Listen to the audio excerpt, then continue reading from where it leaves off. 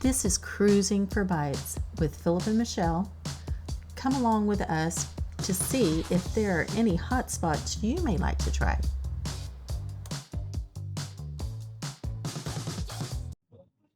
Well, hey everybody, welcome back to Cruising for Bites with Phillip and Mechelle. We just wanted to give or take this opportunity to sit there and talk about the Seattle Pizza Week that we just had, and kind of let you know kind of how it broke down for us. Yeah, it was an interesting day. We got to visit a total of 5 places and only having pizza at 4 of them because the last place had run out of ingredients. But for Seattle Pizza Week, it's kind of mind blowing that they only had a total of 9 entries Yes. in actual 9 entries of different pizzas. Yeah. There was One location that had 3. yes. Yeah. But they all had the same pie. So it was great that they had the opportunity to give people the chance to try that pie. And it looked really interesting, but we didn't get around to that one and a couple others. It was kind of on our list because, again, we only had that one day to crack at it. And we sat there and maximized the ones that we could by looking at the pretty pictures. Yeah. So we want to go in reverse order? Okay. Sounds good.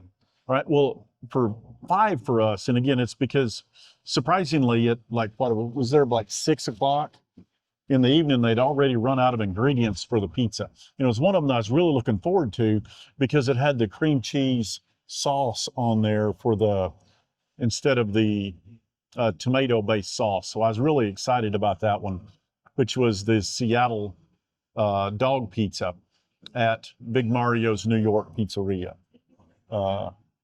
Went in there with a specific goal to get that pie, and they sat there and said they didn't have the ingredients. I was crushed. So that was a big letdown for me. Yeah, it is whenever, it's pouring down rain and you travel across town to go to a place. But nonetheless, we got to visit 4 other places. And what was number 4? Number 4 for us was the Capitol Pizzeria. It was a good looking pie. One of the things that kind of threw us off in there is that, we went in there to get a couple of slices of that pie, and it turned out we had to buy the whole pie, instead of just being able to get it by the slice. I did like that pizza from the point of view that it had a lot of meat on it. But the problem is, somebody else said it best. It was kind of like lunch meat. You have a lot of lunch meat on your sandwich, but it really doesn't have a lot of flavor.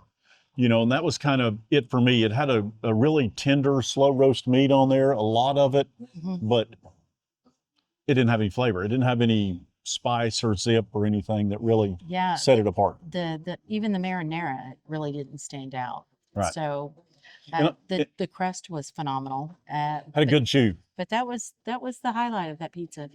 And as I say that, I love the chew on the crust. But again, sometimes with the stone ovens that they have, you get that burnt flour, that black char on there that's like bitter. So that had a fair bit of that on there for me, and that, kind of took it away from it. I was looking for the extra sauce to have that sweetness of the sauce to take away the bitterness of that flour. But yeah, that was the Capitol Pizzeria's an okay pie. Okay. And so what was number 3? And that was the Santiago, by the way. I Yes. don't know if we mentioned that. We did not. That was the one that had those little sweet cherry, the sweet drop peppers. No, that's the same one we were talking about. Love the sweet drop peppers. Yeah, that was a nice touch. That was the highlight of that pie for me. That and the crust was the 2 good things. Because, if I could just get a jar of those sweet drop peppers, I'm happy. So that brings us to our 3rd place pizza, which was at Southtown Pie.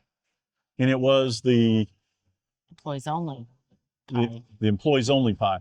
I tell you, I really liked the description on that one. It had a lot of unique features on it. But one of the things for me, it had this homemade sausage, but evidently they don't make a whole lot of it because it was, kind of dotted on the pie. It wasn't every bite didn't get a sausage.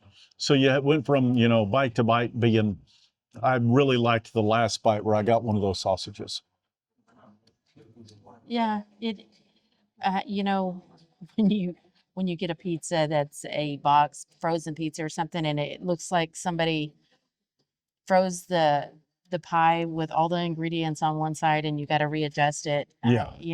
There wasn't enough to readjust on this pie. It's just, you didn't have the toppings in every bite, which it is what it is. Yeah. And one thing I would want to mention, it says that it had, what was the meat? Provolone?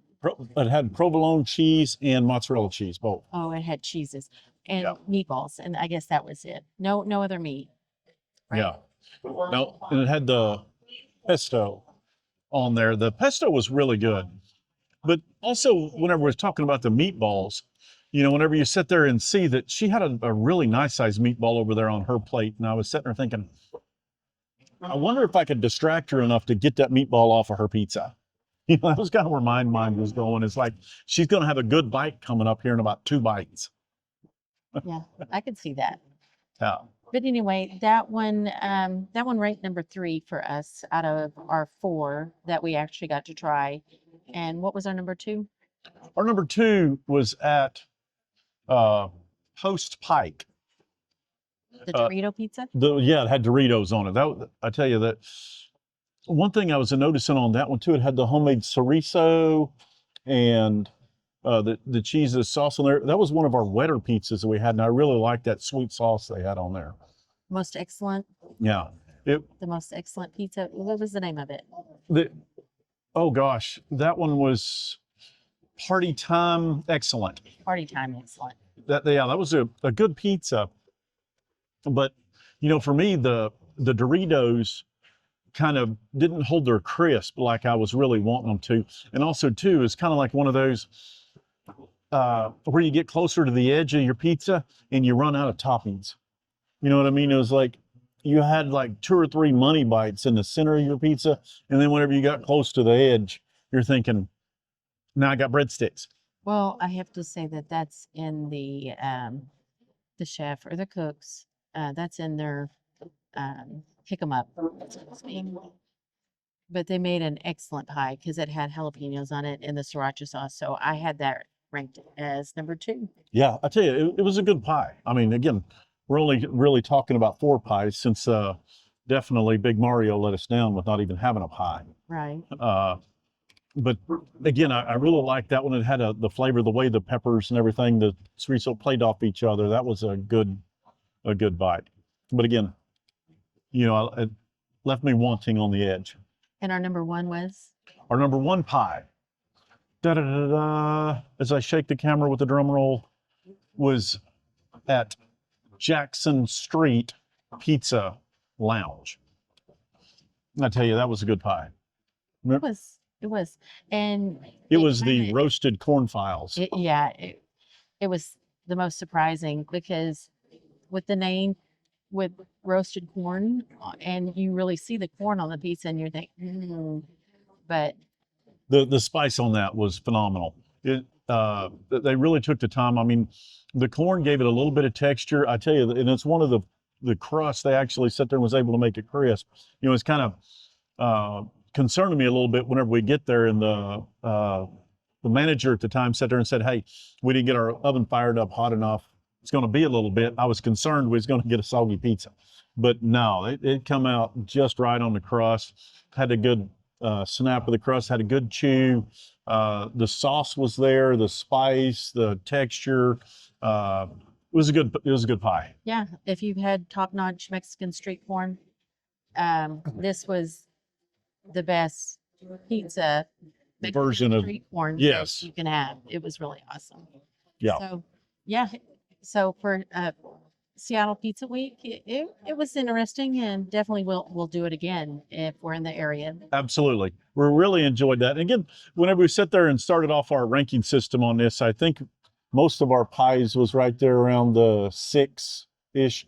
And again, for me, you're always having to compare it against something.